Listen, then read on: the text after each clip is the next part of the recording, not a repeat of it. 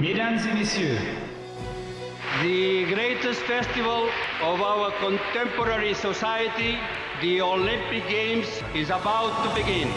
This is going to be close. Oh! They're all completely gassed! They've given it everything on the global bucket! Oh, yeah! Go! Oh! Brilliant, brilliant, brilliant. But that is an Olympic championship. Ready. Hello and welcome to another episode of Keep the Flame Alive, the podcast for fans of the Olympics and Paralympics. If you love the games, we are the show for you. Each week we share stories from athletes and people behind the scenes to help you have more fun watching the games. I'm your host, Jill Jarris, joined as always by my lovely co-host, Allison Brown. Allison, hello, how are you? Here we are again, unraptured. World didn't end. No, because the games have to go on. Yeah, I was a little disappointed with the eclipse. Should have been in Cleveland. I should have been in Cleveland. Totality here was fantastic. It was just an amazing experience if you have not seen a total eclipse. It really is impressive when you see it, when you are able to see totality and see how just that aura, and we had a ton of solar flares and it was just unbelievably beautiful. I was very fortunate that Book Club Claire came down to Cleveland and saw it with me, so that was very exciting. And then, speaking of sun and flame, the flame's coming. The flame is coming and it's going to be on the water and it's going to go to many countries. That flame is getting ready. Exactly. And we just got to keep it going. And before we get to this week's show, give a shout out to those people who keep our flame alive, our TKFLASTANis, our patrons, supporters. We do appreciate that. But what's also helpful is if you tell a friend about the show, because that really makes sure we can stay vibrant and vital for a long time, especially post Olympics. So please do tell a friend about the show. And you can also check out other ways to support us at flamealivepod.com/support. Great interview today. You might need your puffs. Give you a puffs alert. We're giving you a trigger warning for eating disorder chat, but we are so excited to have Samantha Schultz back with us. We love it when TKFLASTANis return on the show. Sammy, if you remember, competed in modern pentathlon in Tokyo, finishing 21st. She's one of the subjects in Johanna Garton's book, All in Stride. And we talked with her about her time in the Army's world-class athlete program and the eating disorder she developed during her competitive career. So trigger warning, we do get into the details about eating disorders and body dysmorphia.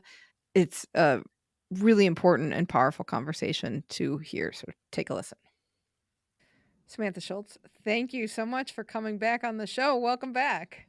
Thank you. It's so glad to be back, and it's just crazy how many years it's been.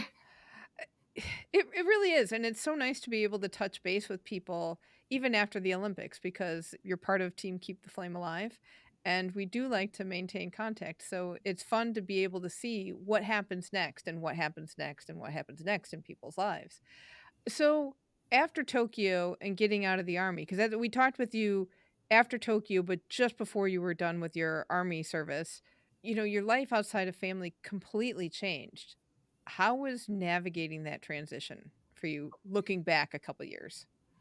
Wow. It was a really hard transition. And I was kind of forced to make that decision fairly quickly because my time frame for active duty was coming up in December, and the games finished up pretty much end of August or mid-August. And I was just kind of riding that high after the Olympics of, another 3 years, because the Olympics were postponed. I was like, another 3 years, I can do this. I was excited, but you kind of forget all that work and all the sacrifice and everything that goes on. And I think I was kind of just in denial of how exhausted and tired I was and how worn down my body was. I just wasn't taking care of myself. I had such a big goal, and I'm one of those people that goes all in on everything. So for me, it was just a hard transition of, okay, maybe pentathlon might not be my answer, but what if I did running, or what if I did triathlon? So it was kind of like I was still trying to stay in it, but knowing that like my body just wasn't there. And I was so depleted just after all the training through COVID, training on my own a lot of the times. And I think my husband was just like, I want to start a family with you. And at that point, I hadn't really had my period for about 7 years. And that was when it really hit me that I needed to put my health first and my marriage first. And that was when I was like, okay, I'm going to take a step back. I ended up joining a unit with National Guard, which I think was helpful. It still kind of gave me a little bit of purpose where I was having drill once a month and so tied in with the military, but I still had a really hard time letting go of the exercise and wanting to exercise more and more. I was like, one workout's not enough. I need to do more. Like I was so used to doing so much training and coming into a new role as a Pilates instructor and fitness instructor. I just felt like I didn't have any traction and I was so low on the totem pole. And as an athlete, you're top of the line. You're one of the best. And then to go down, I think that was just really hard for me to grasp. And I didn't feel like I was good at anything anymore. And so I really just didn't want to give it up because it was all I really ever knew. I want to ask a little bit about your periods, and please tell me if it's too personal. Did that feel normal to not have a period for so long? Like, was that what was happening among the athletes around you as well? I didn't really have a ton of close female athletes to really talk to about. So it was mostly just anytime I'd go in and get lab work done, I was like, I haven't had a period. Is this weird? Is this odd? No, you're just super active. That's probably pretty normal. And so it was just kind of normalized, especially being a multi-sport athlete. They're like, you're doing so much. And I think that too, of not being able to really talk with a ton of female athletes, that I just wasn't very connected with other athletes in other realms and even in my sport. So I didn't really know if I thought it was just normal for me because it had been so long. Did you end up changing doctors at all afterwards and find out that, oh, it's really probably not normal for me to have this? So I went to a fertility specialist because after a while, when I was training less and I had put on a little bit of weight, just knowing that my body probably needed a little bit more, needed more substance. And when you're peak performing, you're pretty lean. And so my body probably just needed a little bit more on me just for that energy system for my period to come back. And after gaining a little bit of weight, really trying to cut out just multiple workouts and really cut back on exercise, I still wasn't getting my period. And so I went into fertility specialist and we met with my husband and myself and him, and he started asking about my past and some of my history of, he's like, how do you eat? How much do you exercise? And he was actually the one that was kind of like, I think you probably kind of have some disordered eating habits. And I think we really, you might need to start working. He wanted to talk to my primary care provider with the Army, who I was seeing, and talk to him to see what else we could really do, try to get me to talk to a therapist or a specialist that might be able to help me out more. And that was when I spoke to the previous doctor I had, and I was just having tons of anxiety, trying to let go of everything. Sport, athletics, wasn't getting my period back. I was like, what's wrong with me?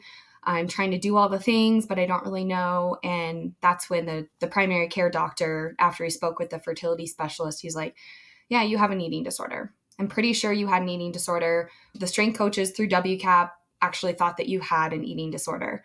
And I was just in shock because I thought what I was doing was so normal. As an athlete, you try to eat clean. You're trying to do the best you can to gain that 1% gain in whatever you're doing. And when he said that, I was like, well, if they saw that I was having these habits and like these things and they were worried about me, why didn't they say anything? Or why wasn't there concern? And maybe it's just like that subject is still so difficult when it comes to women in sport. And how do you tell someone, hey, we're worried about you. I think you need to try this, especially when you're really close to the Olympics. Changing things up can be really hard. So part of me was just kind of in shock of hearing that and sad, because I ultimately was just like, I've sabotaged myself and my body. Am I even going to be able to make up for this? What am I going to have to do to get my body healthy, to function and to have a family and children later on in life? Did anyone throughout your career ever say anything to you about eating disorders? No, I really didn't have any. Like, to me, it was like, okay, yeah, this is, if you're an athlete, you just kind of, and I guess I would get questions from people of, oh, I'm sure you can eat anything you want as an athlete. And I kind of was like, no, I still have to put good things in my body. And it's like, you put good things in, you're going to get good things out. And I think I just took it to a whole new level. And especially during COVID, when everything was so out of control, that's where like that grasp on anything that I could control started to really come in. And so I didn't think what I was doing was disordered. Weighing my food, weighing myself every day, all these things of just so many aspects where it just consumed so much of my life. And I thought that's just how I needed to be better. After you were diagnosed with disordered eating, did you get other people saying to you, "Oh, I was worried. Oh, I had this thought," and you just want to scream, "Why didn't you say anything?" I had a lot of people that reached out and they were like, we saw you. Like, I was trying to share my journey on social media, and even people that were seeing me in person, and my husband, even, he was right there and he could see it. But anytime he would try to bring it up to me, I would get super defensive. I would justify it, say, I need to do this for the Olympics. I need to do this for my training. And he was just like, she can't see it. And she really just has this goal she wants to do. So, like, in some way, he's like, okay, just get her to the Olympics in one piece. And then afterwards was when he really started hitting it a little bit harder of like, Sammy, this isn't normal. Like, you can't keep doing this. You can't use the Olympics as an excuse anymore. Why are you still doing this to your body? And that's when I think for me, more of that resistance and trying to fight back was showing that, like, I really believe that this is the way that I need to be. And it's like when I started believing that, and it just was like what anyone else told me, it was like, no, that's not true. Like, just the denial of it, I think, was partly where I was at. And I just didn't want to kind of accept it because I thought it was just normal. Did that tie into your decision to retire officially last year versus retire officially right after Tokyo? Yes. I wanted to wait and see kind of how my body did, because I think I was still sending in all my USADA stuff. I was like, I don't want to do this yet. I don't want to send in the letter. I'm not ready. And I think USA Pentathlon was kind of like, okay, you're not really competing and training. We're not putting in a spot for you to train at the training center anymore. We can't pay for you if we don't have commitment. But in my head, I was like, let me give myself at least 6 months, try and get my period back, see if my body heals up. And it was almost just like everything got worse.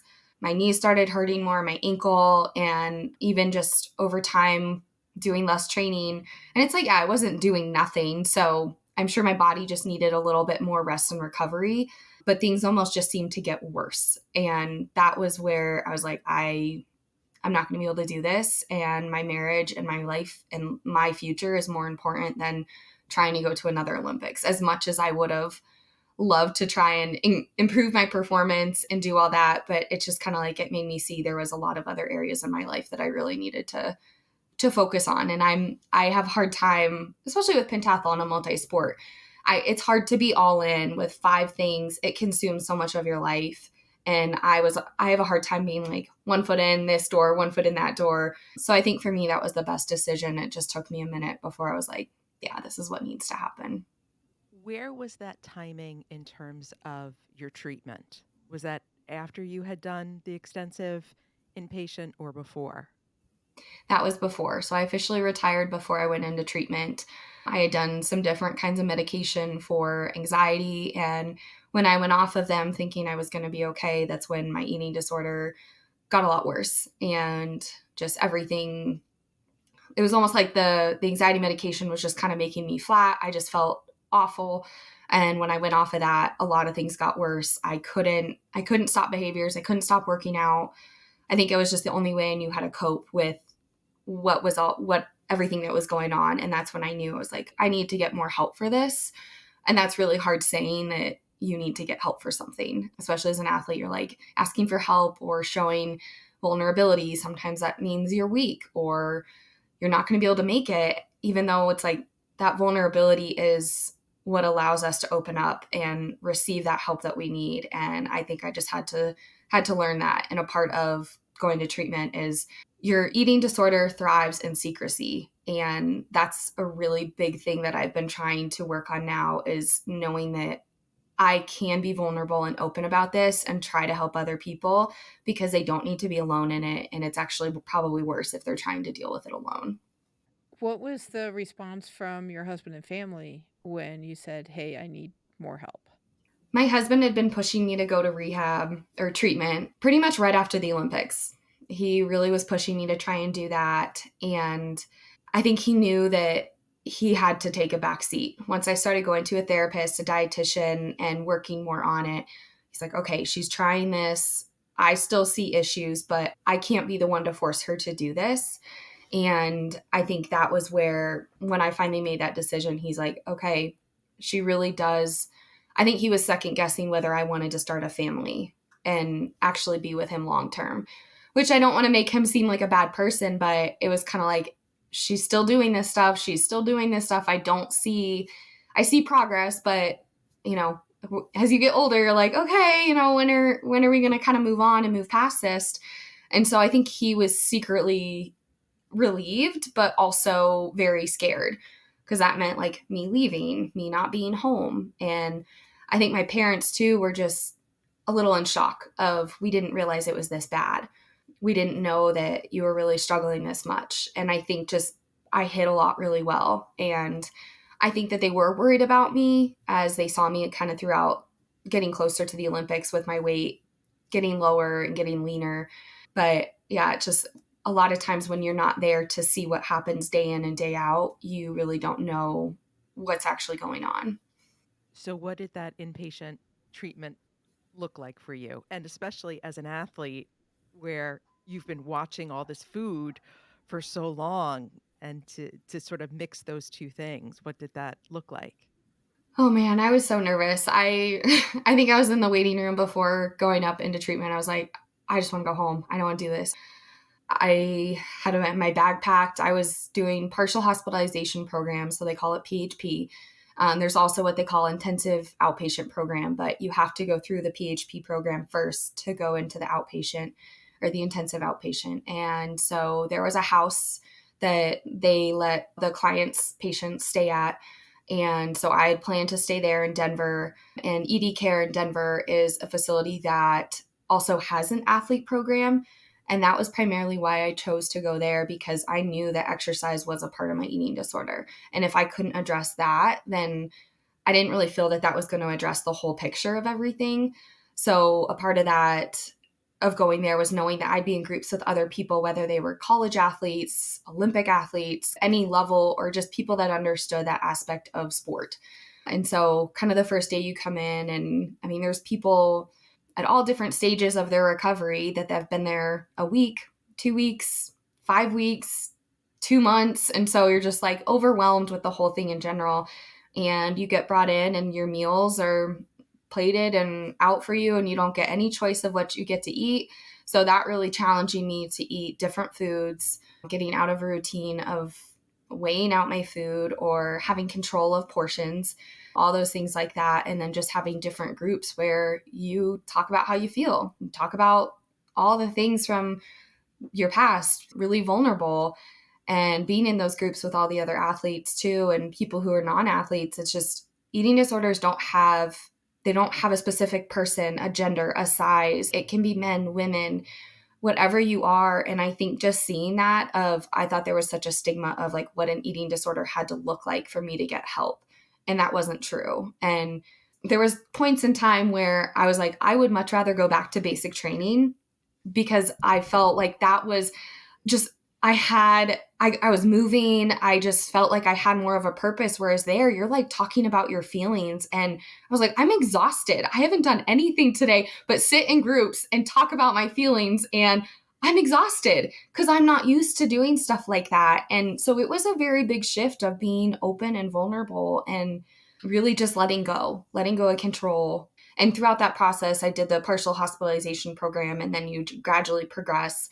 I went 2 weeks without any kind of movement, so completely eliminated that, and then gradually started increasing walking. They have a strength and conditioning coach that you start to work with. Eventually, I started doing some walk runs and incorporating joyful movement, like going bowling or something, or doing things that I hadn't really done joyful movement. It was always training for me. So That was a long story, but it really is a big process. And I was like, I'll be there for 2 months. And nope, there's a lot more that you have to break through and break down after, I mean, probably 12 years of doing sport, that I had just had so much ingrained in my head of what was normal, that I really had to break a lot of those habits and just learn different ways and talking about my feelings, feeling my feelings, and the integrated family therapy as well. So my husband was incorporated in some of that, as well as my parents and my sister.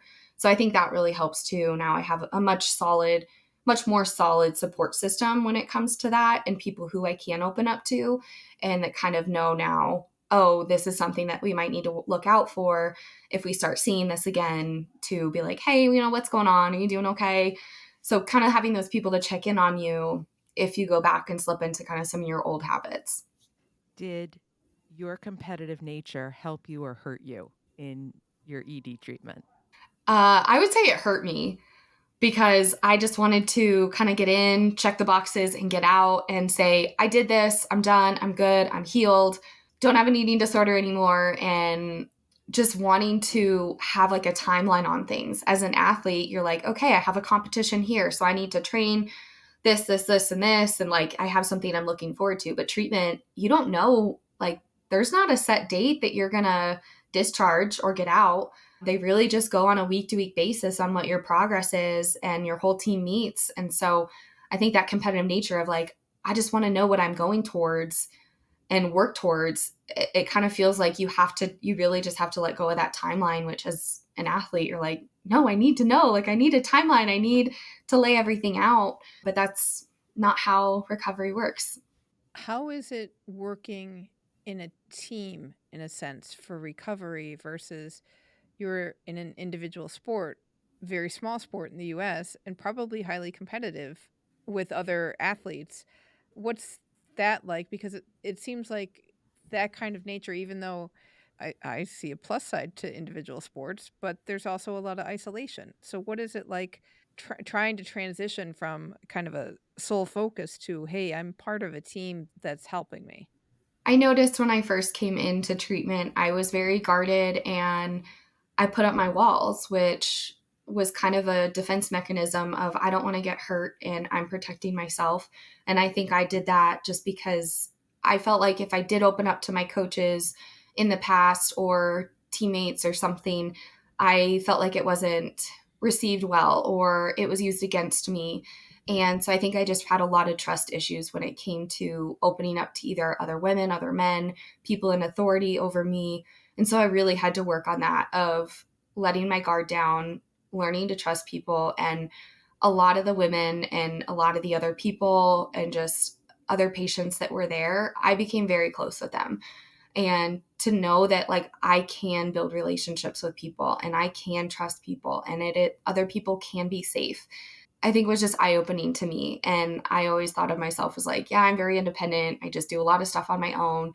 And I think that was just me protecting myself. So that really taught me. I mean, I still keep in touch with a lot of the other people from treatment, and we're there for each other. We support each other. And I think it's nice to have that, and to, especially ones that were in the athlete group, to kind of know that, we're all at different stages of our lives, whether you're in college or you're even like almost in your 40s. You're at very different stages, but to know that like we could all still come together and find ways that to support one another and feel that you can trust someone and be vulnerable and open. I'm not surprised there's an athlete group. I'm kind of happy to hear that. But now looking back on your career, how much do you feel like this is everywhere in elite sport? I definitely think it's in a lot of places, and it gets so normalized or things go unseen. And a lot of times it's like coaches sometimes only see you at practice. And so they may not know what you're doing behind the scenes as far as nutrition, other exercise outside of your training sessions. And so I think that's where you have to break down that barrier and communicate with your coach. And if not your coach, your other teammates, and have that like that camaraderie to be able to open up, and for you to feel that it's not bad if I need help with something. It's not bad if something doesn't feel right. It's okay to ask for help and support. And I think that goes with having a really solid team when it comes to dietitian, physical therapist, or a PT, a coach. They all need to be communicating about what's going on and working together, because I think a lot can just slip under the cracks of someone that might have a concern and there's just not that talk about what's going on, or even a teammate to say, hey, what's going on? Are you okay? Just to like talk to you, not to pinpoint and say, I think you have an eating disorder. That's very direct. And so there's other ways to go about ways to show concern to not make someone defensive. I think that was a big part with me. I got super defensive, which kind of shows like there's probably a little bit there that I'm trying to guard and hold on to. So having a safe situation, a safe place where people can feel like, oh, this person's coming to me with concern. They genuinely care about me. And that can take time to build up, especially with a team, if you're on a team that has a lot of athletes. But I think that does take a leadership role, whether that's on the team or the coach, to show people that you need to be fueled. You need to take care of your body. Like, this is your lifelong, this is a small piece of your life. You have so much more ahead of you. And look at the bigger picture with things, which can be really hard when you're in the midst of it as an athlete. When I was doing some research for this interview, found a People article from before Tokyo that talks about you're working with a mental coach and psychologist. Was that work solely focused on performance, or did you find some of these eating disorder things starting to bubble up then? For me, I don't think I really brought up a lot of it because I didn't think it was a problem. And maybe that was where I needed to be asked more things like, hey, how are you? What are your eating habits like? But I think for her, when I was working with the therapist, it was more focused on, why do you feel like maybe you weren't making as much gains with your fencing? What do you feel like you're holding on to? What are you afraid of? So it was more performance related and more, I feel like I had so much anxiety about, how am I going to get my schedule to work out with all these different sports and life and my marriage and this and that and army. And so I think a lot of that was more just focused on functioning in life with sports and everything else that kind of goes in your pie chart. But I just don't think I brought it up, and it was all virtual. It was all done virtually. So she wasn't seeing me in person, and she wasn't in communication with my coaches, which there is that line with the therapist because they're supposed to have that confidentiality. So it is kind of hard to have them look out for you in a way, but it's kind of one of those things of, I think I was so much in denial of I was doing the right thing I needed to do for sport. Do you feel like the disordered eating hurt you as you were competing in results and just in how you were feeling? I absolutely do. I think it definitely hurt me. For some odd reason, as I was getting closer to the Olympics and I was getting leaner, I was doing more than what my coach was telling me to do. And I was getting faster. And I do not know how. I was like, my body was probably just running literally on fumes. And then in January 2021, my plantar fasciitis started to act up really bad. And I went in, my foot hurt really bad, and I had a stress reaction in my foot. And I think that was when my husband was kind of like, see, I told you so. But he knew he couldn't really say that. But it was like, yeah, my body was telling me, I can't keep doing this. And so I really had to take a step back and kind of reset, let that heal. And ultimately, it's like, that was my own fault. And I think I set myself back I wasn't fueling myself. My body, my bones were depleted, and I got hurt 6 months before the Olympics. So that definitely hurt me. And I opened up about some of this too, that when I got to the Olympics and I was in the dining hall, I was just so overwhelmed. And all I could think about was like, there's all this food from all these different places. Like, I'm at the Olympics. This is like incredible moment. I should be having so much fun here. And all I could think about is like, oh my God, there's so much food. I don't know what I'm going to eat. What if I gain weight? What if I'm like, when I'm competing, I don't fit in my uniform? And it was like all these things just float into my head. And it's like, I needed to eat to perform. And all I could think about was, I'm going to gain weight here because of all this food. So a lot of those things were like, it just came in and impacted me in mental, emotional, physical ways. And it kind of does hurt. I'm like, what could I have done if I would have fueled myself better, if I would have listened more to what the dietitians or nutritionists were telling me, that I did need more fuel, but I didn't believe it. And I thought I was like, oh, I need to be lean and more fit. And it's like, that's not always the best way to perform.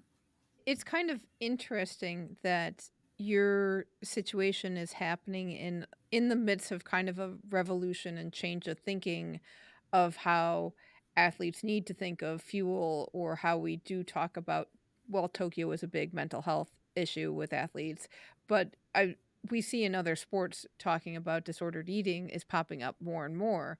And you're part of this change in attitude and just thinking about the whole situation with food and fuel and nutrition.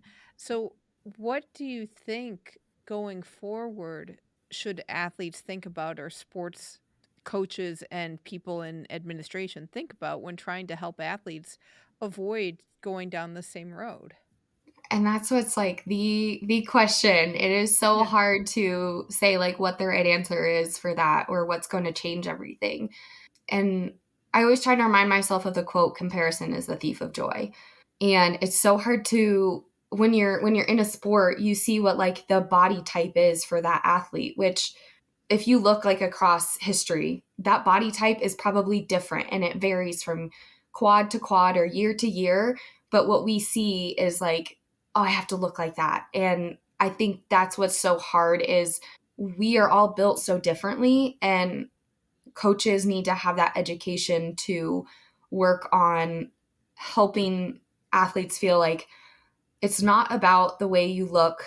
Let's look more at your times, your efficiency, injuries, fuel. Like, let's look at this bigger picture under this umbrella of all these different factors that go into not just a time, but like, are you staying healthy? Okay, you're slowly progressing over time. You're not just having a good result and then you're going back down. I think that's where, when you start to see a lot of that consistency, that's where you're like, okay, this person is probably on a good track. But that's also, there's so many different factors. And so I think it's just the education and providing people with a better idea of, you do not have to starve yourself to be a better athlete.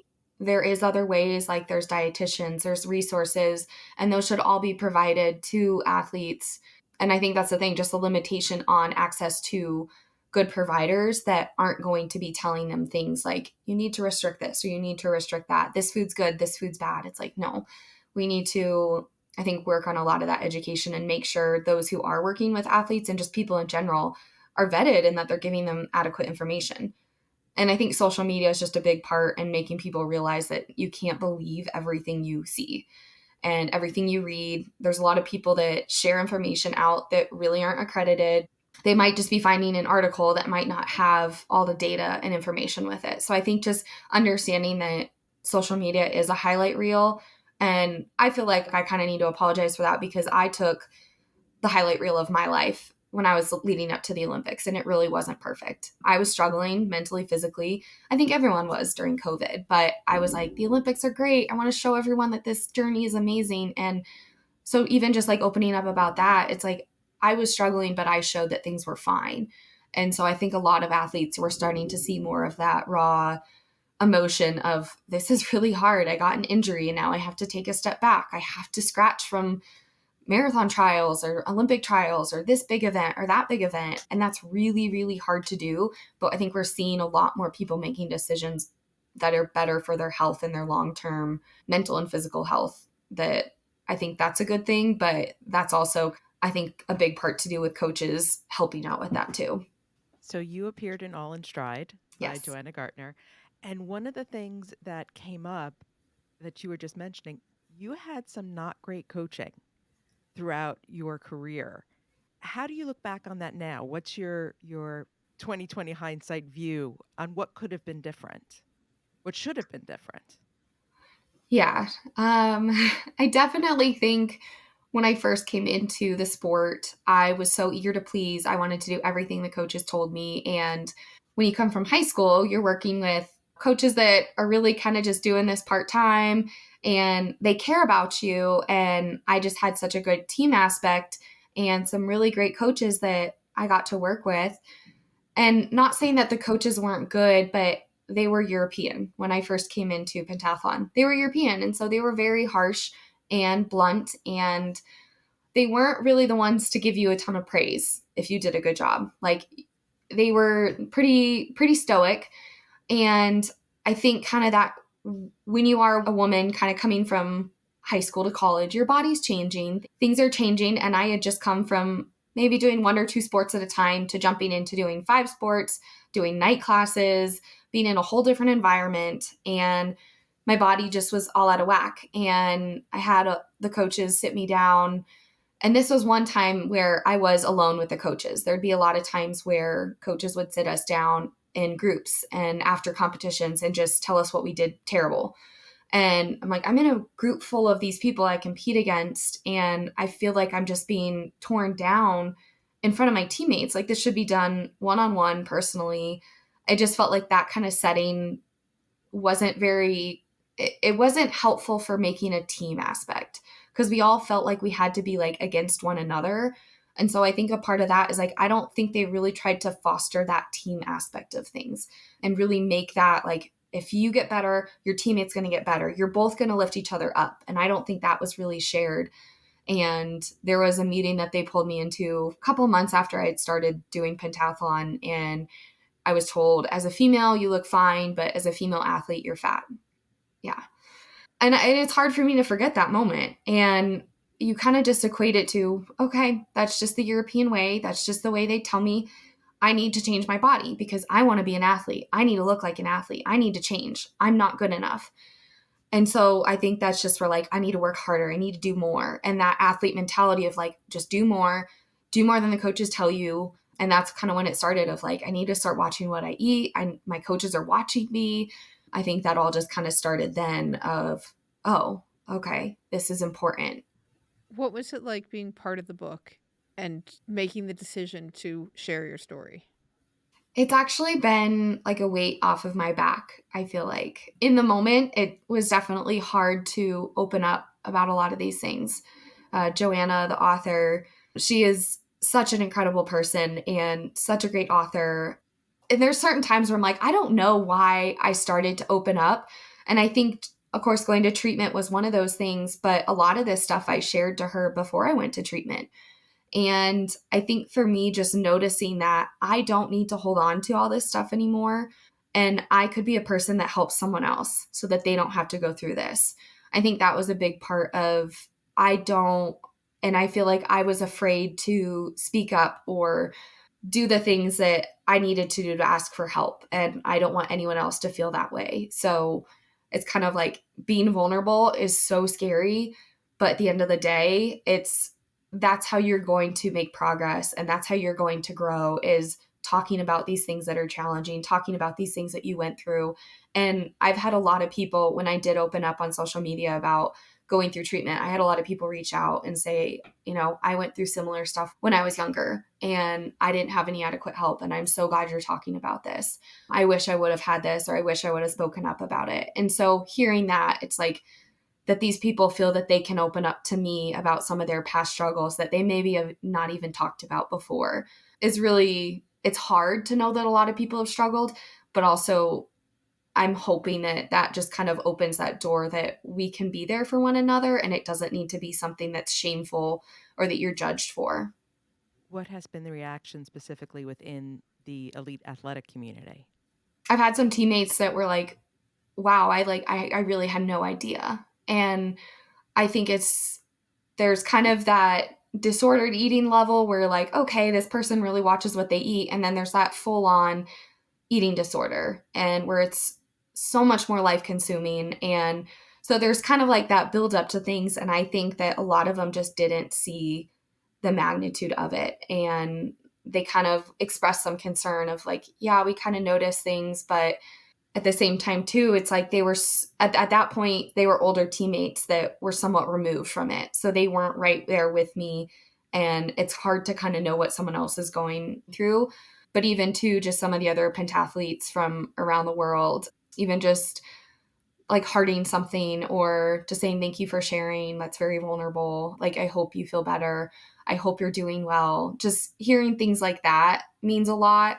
And knowing that And I think just hoping too that if they ever have struggles that they can come to me too, just to know that they're not alone.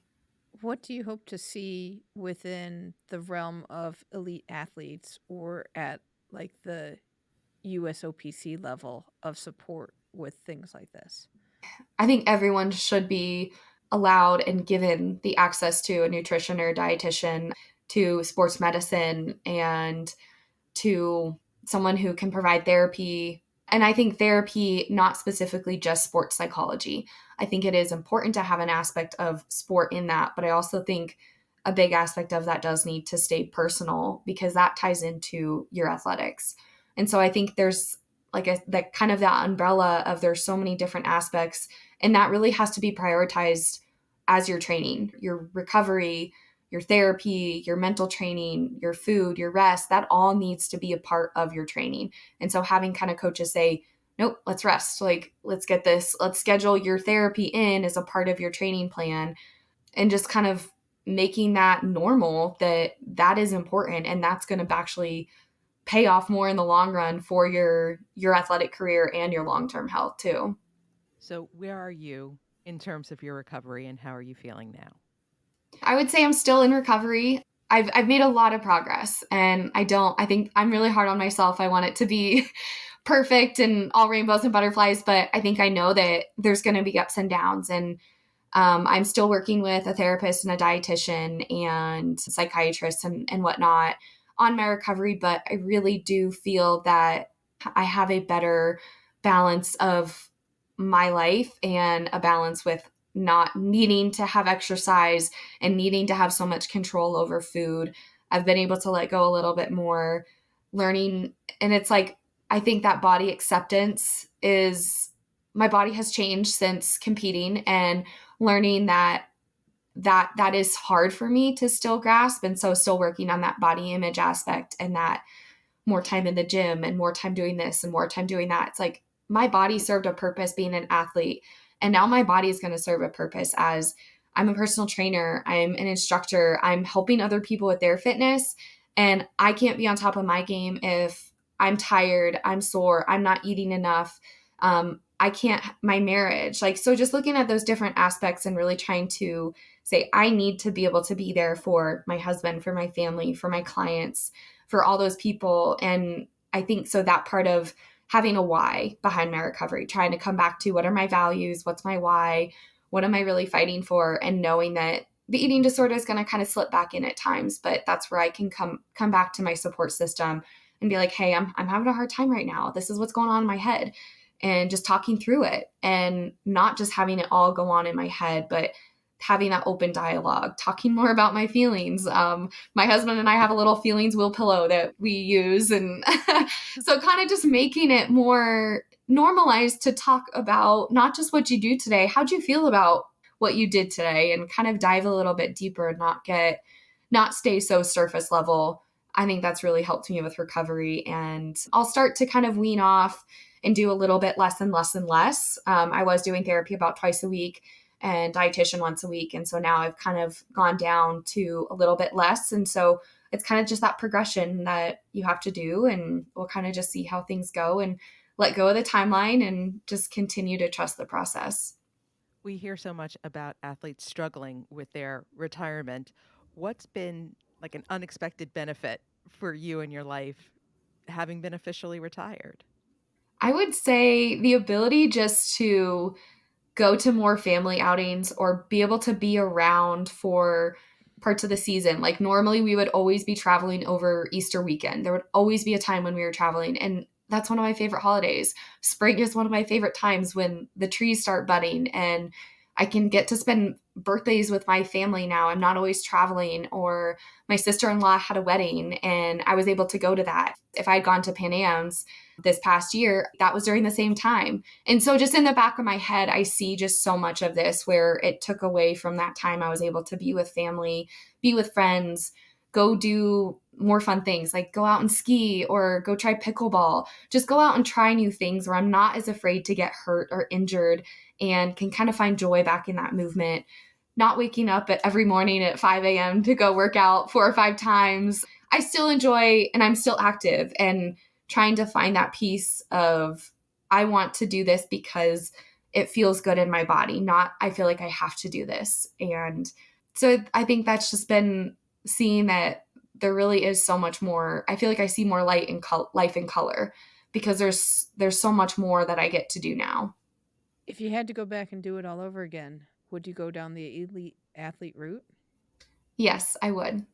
I wouldn't give it up. I'm like getting like chills right now. It's weird. I think just thinking about all the places that I got to travel, all the amazing people I got to compete with, just the journey that I've been on, and yeah, just the amazing people I've gotten to meet, whether it's athletes or not. And I mean, being on podcasts, getting to talk about my journey, I think there's a lot of little pieces I would have changed a part of that journey, but overall, I wouldn't change it for anything. I've learned so much and I've gotten to meet so many amazing people and go to amazing places. So yeah, I think just and little things I would have told myself differently when I was younger. And like that comparison is the thief of joy, and like learning that I have to make my own path and I can't compare myself to someone else's. This is my journey. And if this is something I really wanted to do. When you're looking at pentathlon now and all the changes that are happening, how does it look from the outside? And are you going to watch in Paris? I do plan on watching in Paris. Definitely don't think I'll be going to Paris after going to the Olympics in Rio. It's a lot being a spectator at the Olympics. There's a lot going on, but I definitely want to tune in and watch. And they've already changed around the format a little bit for what Paris is going to look like. So I think seeing that will be interesting and kind of seeing what they're doing. And also too, like this is going to be the last time they have riding in the Olympics. And I want to see that. And I hope that it will go better than it has in previous years and that our sport doesn't end on a bad note with that. And I'm excited. So far, Jess Davis has qualified on the women's side and she competed alongside with me. So I'm happy for her and I want to see her do well and represent Team USA. Yeah, there has been a lot of changes though, which breaks my heart. And I want to see the sport grow and I want to see it continue on. But it's just hard to see that they're pulling the riding out and they're making all these changes and all these things. That gets hard on an athlete when you're constantly just having to change the way you train, the way you do things. So part of me is kind of relieved because it's like there's so many changes going on. And as you get older, that does get harder to kind of adapt to all those different things. But I'm still excited. And I think it has been a little challenging to see some of the Olympic commercials, not going to lie. Part of me still misses it. And a part of me still, it'll always have a special place in my heart. But I think I'm learning to have more compassionate grace for myself I had so much shame and guilt for the eating disorder and what it did to me and my health. And I think too, a lot of anger for the way I didn't speak up about things. And so learning to make peace with that and look at the Olympics in a way of, I am so grateful I had that opportunity. I am so proud of myself for that, and not look at that in a way of, you didn't do good enough. You could have done better. So really just trying to shift all those thoughts and say like, you did a really incredible thing and be proud of that. Do you ever pull out the laser gun?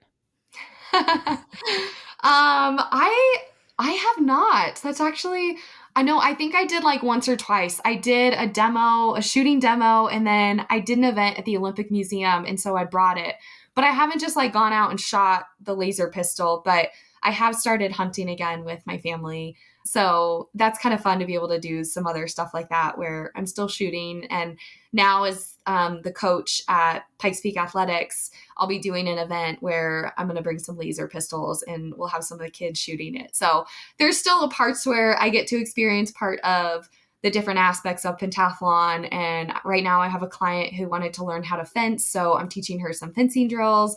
So there's still ways where I'm still like involved in all the different sports somehow, but just not doing them near the capacity I was doing years ago. Would you coach pentathlon? Oh man, I don't know if I would. It's a lot. And I feel great with where I'm at and coaching as a personal trainer and the background of I have this knowledge in a lot of these different sports, but I really do like being able to kind of work on more of that strength side of thing, the personal training. So I don't think I would. And especially now with it changing so much, I'm like, wait, what is the rule now? What are we doing? So like, I think for me, I'm in a happy place with where I am, and it's nice to watch it from the outside. What's next for Sammy? What is next? Let's see. Well, my husband and I are coming up on our 5-year wedding anniversary this year. So hopefully we will do a trip or something fun. I feel like I don't travel nearly as much as I used to. So hopefully we'll be able to do a trip, kind of been saving up for that, working on house projects and just continuing to work and hopefully at some point trying to grow our family. But at least for this point right now, we're just kind of trying to enjoy one another and just kind of spend more time with family and enjoy being in one place for a little bit longer at a time. The traditional gift for the 5th anniversary is wood. It's wood. Do with that what you will. Maybe I'll go and try to make a little wooden ring for my husband. There you go. Hey. I don't even know how I do that, but I'll try to figure it out. Whittling. Get your whittling kit now. Right. Samantha, thank you so much for joining us and sharing your story and what's been going on. We really appreciate you opening up and sitting and coming back to you. You've been one of our regular guests. You're right up there on visits. So we love talking with you and would love to continue talking with you down the road to see how your life evolves. Yeah, it's so fun just to be able to, I think, have that too. As an athlete, you feel like you're kind of only important in one aspect of your life, but there really is so much more. And so I really appreciate the opportunity to come on here and speak out. And I mean, you guys have such wonderful questions, so much commitment to the athlete community and just that connection. I really just appreciate the both of you and what you're doing. And I know it's not thanked enough. And so I just really appreciate that. And I'm excited for the Olympic year. And I know you guys are too. So I hope you guys have a lot of fun leading up towards that. Thank you so much, Sammy. You can follow Sammy on Insta at Samantha AUSA and on YouTube. She is Sammy Schultz, and we will have links to both of those in the show notes. All in Stride by Johanna Garton is now available. You can purchase it and all of your books at our storefront at bookshop.org. We have a curated list of Olympic and Paralympic books, including all of the selections for our book club. Visit bookshop.org/shop/flamealivepod. A portion of every purchase goes to support the show.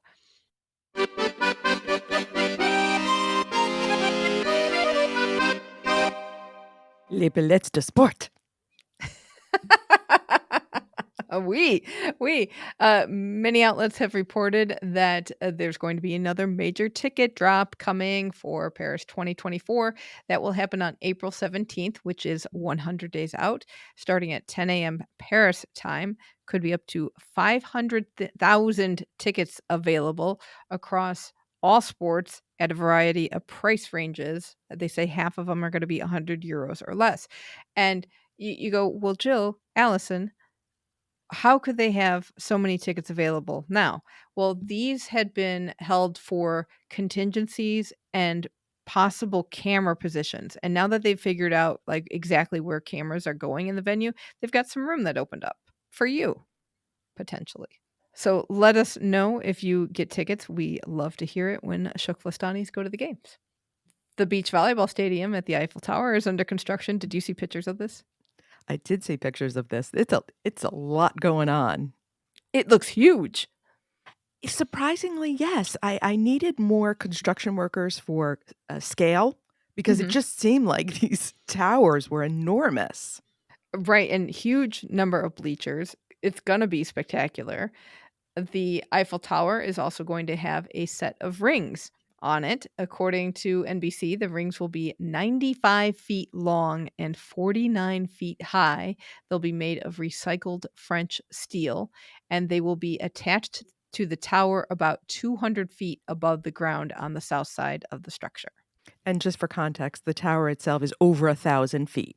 So it's only going to be, do the math, less than a quarter of the way up. So it's not going to block that really beautiful view. So if you don't want the Olympic rings in your Eiffel Tower pictures, you will have 3 sides where you can easily avoid them. More issues with the water quality of the Seine. It's funny when you put this in our show notes because I thought, oh, you just copied this from last week. Because it seems like this is going to be the Zika story for Paris. Right. Yeah. I'm hoping that Zika does not become the Zika story again. But I think this one's got a little bit more legs, especially as we talked about last week, where it's rainy season. And so, of course, a lot of polluted water is getting into the river, and they have not finished this massive sewage container project that will go online in May, and that's supposed to really help. But we're still in this holding pattern. But a French charity called Surf Rider, which has been monitoring water quality for over 20 years, they've published an open letter to Paris 2024 detailing the poor water quality and how it's not safe for swimming. Tony Estanguet, the president of Paris 2024, admitted that if pollution remains high, the swimming portion of the triathlon could be postponed or canceled because you can, in triathlon rules, make it a duathlon. And of course, there's no mention of marathon swimming, which is also supposed to take place in the Seine. So we'll have to see. I think there was some flooding of the Seine over the last week because it was really raining. And I think the sewage project will help. That underwater big overflow tank is going to help with some of the problems, but we'll see what happens. Because if it's rainy I during the Olympics, ugh. I would think the marathon swimming would be slightly easier to move than the triathlon because triathlon, you'd have to have the additional facilities for the running and the cycling all in one place. Whereas marathon swimming, you just need marathon swimming. Not that moving any event is easy, No. but maybe that's why there was no mention because there already is some kind of plan B for marathon swimming. But how disappointing would it be for the Olympic triathlon to not be a triathlon? Right? That would be a real black eye and disappointing to the athletes because you're training for one thing and now your event is something else. Right. And I wonder how much that would affect them. I mean, I believe those athletes do brick their workouts, so they'll do certain sports together, but it's got to be difficult to get a different mindset in to compete for just two sports and knowing what energy to expend when during a shorter different race, And if your best event is swimming, you're in trouble. right? It shakes up the whole dynamic of the race because I'm sure there are specialists, just like in tennis, you've got clay specialists, you have grass specialists, and in pentathlon, each one has their best event. It's got to be the same. Some fun news. Team Serbia is going to have a hospitality house for the very first time at an Olympics. It will be located at the Theater Paris Villette in Parc de la Villette. Serbia will be promoted as an investment and business destination, and they'll also showcase their historical heritage and tourism and culture, tradition, and gastronomy. Sign me up for some chevapes. You would not sign up for chevapes because it's like meat. Oh. So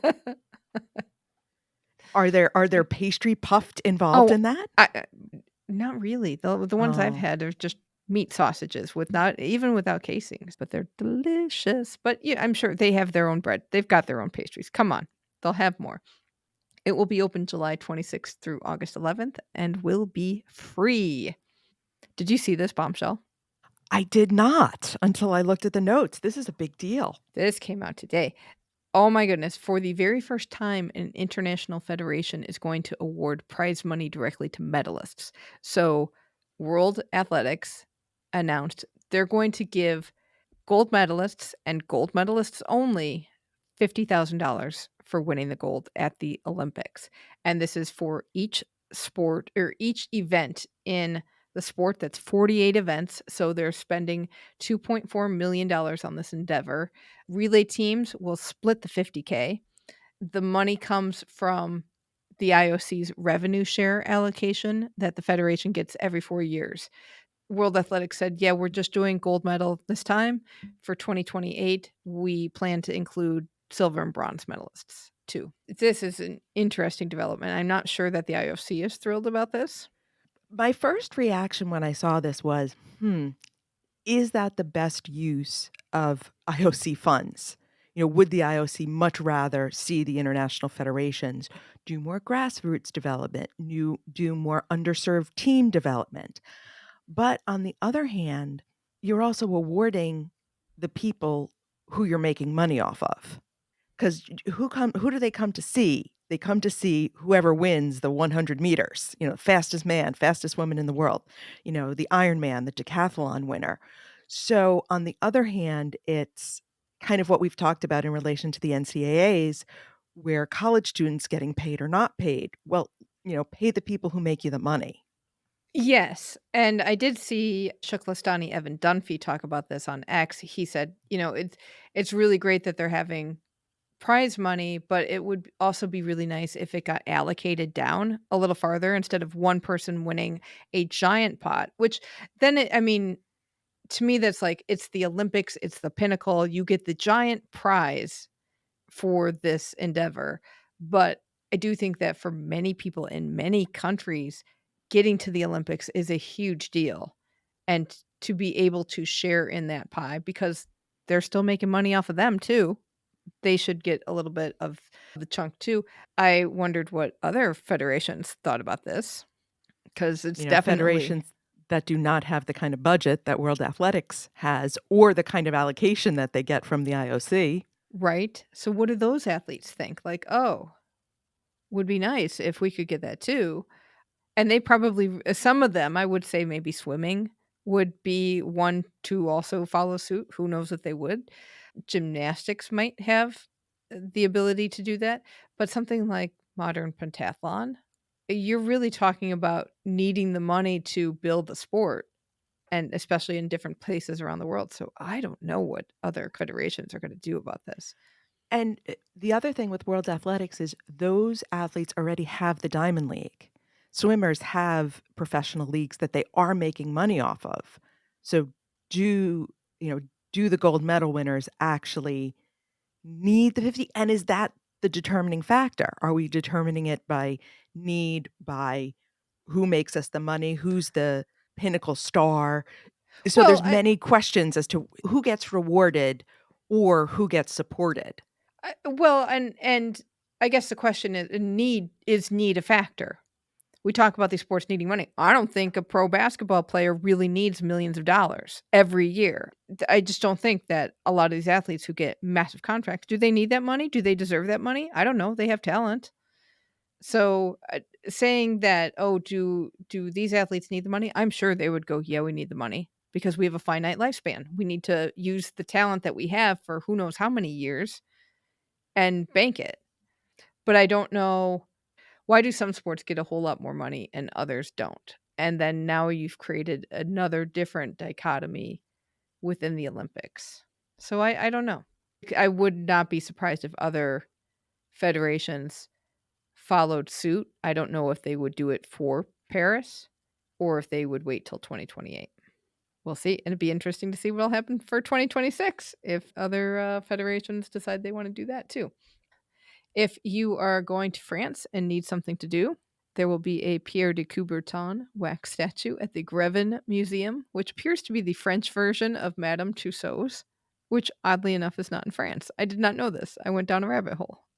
Did you find out why? Because she was trying to escape the revolution and almost lost her head? Yeah. She almost preserved herself in wax. So yes, that will be at the Grevin Museum. If you want to check that out, we'll have a link in the show notes. If you are staying home and you live in Canada, or if you are a fan of the Canadian Paralympic Committee, General Mills has become an official sponsor of them, and we'll have Paralympians on cereal boxes coming up.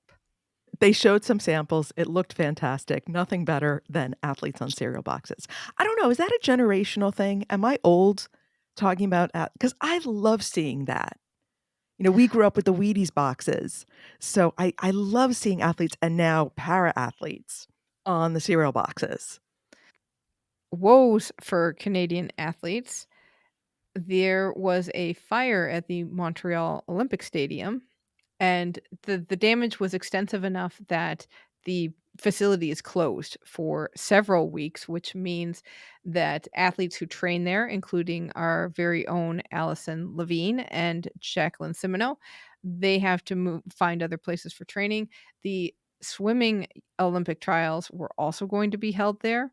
So they've had to find a new venue for that. They've gotten moved to the Toronto Pan Am Sports Center. Those kick off on May 13th. CBC interviewed Jackie Simoneau, and she said that the synchro team is practicing at a school which has a smaller pool, so it's not as long or as deep as a regulation pool that they compete in. So they're moving less, and that's going to be a little difficult to adapt to, but they're trying to be resilient about it and practicing whenever they're allowed to get times. And it's tough. It's tough for the team. And I know Allison said it was tougher finding a different place because the courts at the Montreal Training Center were like unparalleled and were some of the best around. And to be scrambling at this point is so disheartening. Though I love the image of the Canadian synchro team walking in at some high school swim some high school swim team, and everyone's just like, what is happening? Speaking of legacy stadiums, it is time to vote for next year's Games History Moment. We're doing it a little early because of Paris 2024. So next year, we will be choosing between Sydney 2000, Moscow 1980, Antwerp 1920, and Paris 1900. Sydney's in the lead right now. Sydney is decisively in the lead. At the first few days, Moscow had gotten everyone's attention, but Sydney at this moment is in the lead with 55%. Voting will be open for one more week. So if you want to keep Sydney ahead, go vote. If you'd like to see Moscow, Antwerp, or Paris, which Paris 1900 is having a little moment because, like you said, Moscow was doing really well and then just started fading, and Paris 1900s also made a little comeback there. So if you would like to participate in that, we would love to hear what you want to listen about next year. Go to our Facebook group to vote. It's Keep the Flame Alive podcast group, and the poll is pinned to the top of the page. The Association of Summer Olympic International Federations had its General Assembly, and our friend Rich Perlman from the Sports Examiner wrote that up. LA 2028 reported that there's going to be a lot of changes regarding venues, and a lot of it is, they bid for the games back in like 2017. So a lot's changed since then, but they are looking at more optimization, looking at more sharing of venues, more sharing the field of play in order to have more efficient games. So they are looking to a lot of collaboration among the federations in order to making that happen. And we can hear everyone across the country just laughing. Collaboration among federations. This is like Hatfields and McCoys are going to throw a party. Right, right.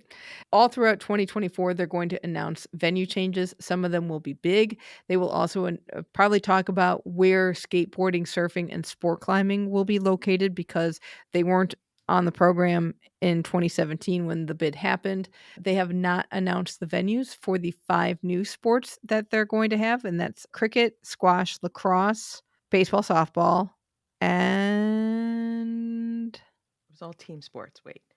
Flag football. Oh, flag football. How could I forget? Changes are already known for flatwater and canoeing and rowing. They've moved it from Lake Paris in Riverside County to the Long Beach Marine Stadium. That'll be close to the ocean. Basketball has gotten moved from Crypto.com Arena to the new Intuit Dome in Inglewood. In the original plans, UCLA's Pauley Pavilion was going to be used for judo and wrestling. That will not happen now. That venue is not going to be used for competitions. I wouldn't be surprised if they made that like a practice venue since I believe the Village is going to be at UCLA. So judo and wrestling are going to move. The sports schedule by session is expected to be finished by the second quarter of 2025. That's early. Good It for seems that. early. It Yeah, does seem- I'm thrilled with that. Well, it also give you a much better sense of it's very hard to get around LA. Everybody knows travel around LA is very problematic. So I'm sure that having the sports schedule ahead of time, you will know where the bottlenecks are going to be and they can start working on those travel issues. Athlete quota is likely to go up from what we're having in Paris. Paris has 10,500 athletes.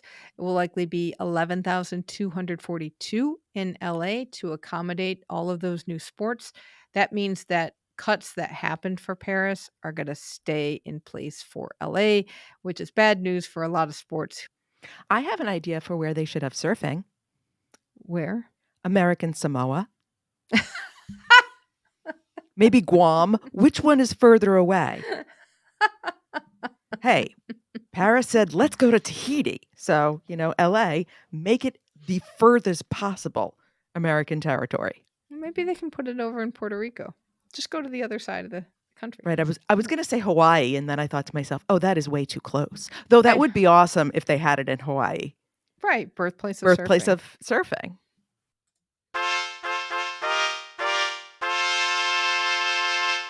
IOC boyfriend came out and said some stuff. Right. Also at the Association of Summer Olympic International Federations, IOC Sports Director Kit McConnell presented work that the IOC is doing to create a framework on support for athletes under the age of 18. So they're now looking at the issue of minor athletes at the games, especially with some, you looked at Tokyo and you had some very, very young athletes there. The IOC has done some surveys of elite athletes. They're currently doing consultations with federations, countries, and more athletes. In May, they will release a consensus statement on elite youth athletes, and sometime in 2025, they will have a framework for how to support them best. Kit also released stats about the number of minor athletes at recent summer games. At London 2012, there were 230, or 2.15% of the athlete total. There were 190 minor athletes at Rio 2016, which was 1.67%. And then at Tokyo 2020, there were just 158 minor athletes. That's 1.39%. So in Tokyo, Kit said that there were 11 athletes who were between 12 and 14 years old. 23 of them were 15, 43 were 16, and 81 were 17. And if you wanted to contrast that, there were 180 athletes over 40 years old in Tokyo. I think it's very interesting then that number is going down. I would have expected the opposite. But I wonder if this little second piece of information where McConnell said that 29 of 48 disciplines for Paris have a minimum age, if that's not significantly more than it was, say, in London 2012. I wouldn't be surprised if that's part of it, but I also wouldn't be surprised if, because there is more capability to earn a living from being an elite athlete, that athletes are staying in the sport longer if they can make that work financially for them. So I wouldn't be surprised if older athletes are maintaining their level of athleticism, able to earn an income, and they can stay in the game longer and perform better than some of these younger people. I mean, we're definitely seeing female gymnasts sticking around for multiple Olympics. They were almost always one and done for the past 40 years. Swimmers staying around much longer. So money doesn't hurt. Going back to our earlier conversation. It doesn't. And I bet there's some strength factors, not in every sport, but it'll be interesting to look at, see who qualifies for skateboarding this year, and is especially in the women's competition where we had such young competitors in Tokyo. Is that age limit going up? Or not the age limit, is the age of those who qualify going up? And I would think breaking is another one to look at to see how old are these competitors. The forthcoming consensus statement in May will continue a series of IOC initiatives on international sport questions. And even though they're going to provide a framework, again, it's going to be up to the sport federations to do what is best for them. Welcome to TKFLASTAN. It is the time of the show where we check in with our team Keep the Flame Alive. These are past guests and listeners of the show who make up our citizenship of TKFLASTAN. Super exciting news. Stephanie Roble and Maggie Shea finished 10th at the Princess Sophia Trophy, which makes it official. Stephanie and Maggie have qualified for Paris. Whoop, whoop. TKFLASTAN at the games. Team Schuster finished 6th at the Men's Curling World Championship, losing to Scotland in the first round of the playoffs. Evan Dovefay finished second at the gold level World Race Walking Tour stop in Podobrady, Czechia. Phil Andrews, who is the CEO of USA Fencing, was named to Sport Business Journal's 40 Under 40. George Herthler conducted a fictionalized interview with Pierre de Coubertin about the evolution of modern pentathlon for UIPM. We'll have a link to that in the show notes. That sparked a lot of conversation on social media. I can imagine. George, who knew would get into this controversy?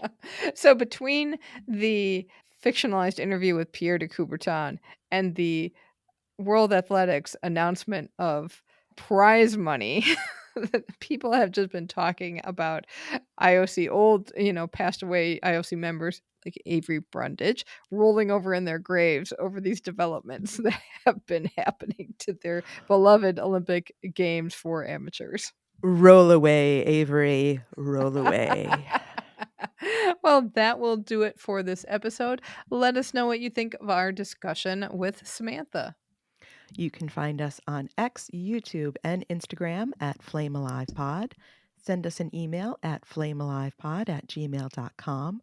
Call or text us at 208-352-6348. That's 208-FLAME-IT.